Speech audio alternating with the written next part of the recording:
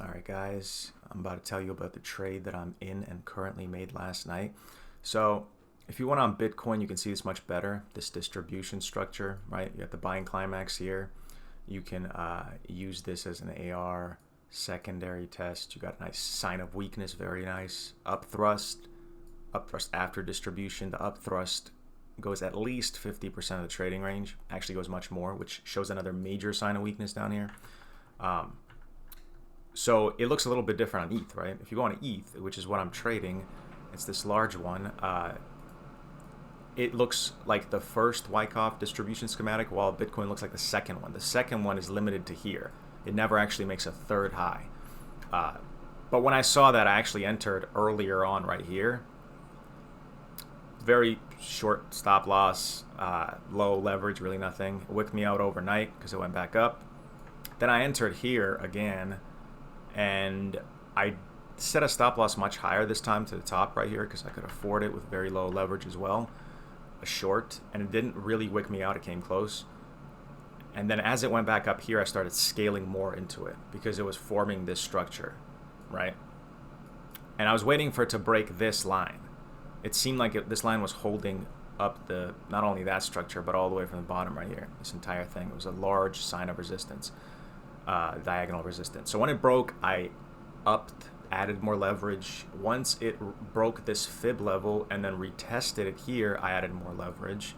And now I'm sitting on a short currently. Okay, I don't know what's wrong with this. Currently the short is, oh my god, what's irritating. So the current short that I'm sitting on is 33.23, about this, basically this red line, with a stop loss that I started off right here behind all this, and a target price I'm expecting it to reach would be down here, 33 150 or something like this, because there's a little imbalance right here. But again, I'm gonna watch it, see how it goes. The idea being is that once we have this little top part right here, the distribution, let me turn this off, right? We had this large, relatively 3-day long distribution here. The target is actually down here, right? It'll actually be about right here in general. There's not many imbalances down here. But if it decides to go lower, this could be a start, a cascade, where the target is here, but then it continues down and fills an imbalance down here, and maybe goes for another retest, right? Then we would have this large W pattern, and hopefully that gives us a little springboard to get out of here.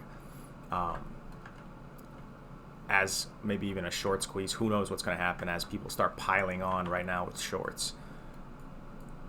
That's currently what I'm in. That's the trade I'm in right now. It's a 14 leverage, 14 times leverage short, and I'm going to get out if it wicks back up to probably about this area. Probably this area, right?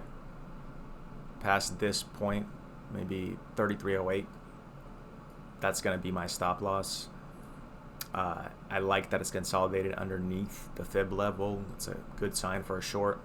Should be continuing the cascading down, or it turns around, wrecks a bunch of people like me who think that it's going to go down. That's how I played it, how I saw it forming, guys. You pyramid up your positions as you hit certain key levels. You don't go instantly because you could be wrong, right? But once you break these key levels and it consolidates underneath, right? The key was that once it broke here and then retested successfully, that's when I came in with probably 70% of the entire position. So that's basically how I'm planning on doing it. I'm going to see how it looks like when it hits around this level. I think it should break, but a resistance around this level might be pretty decent.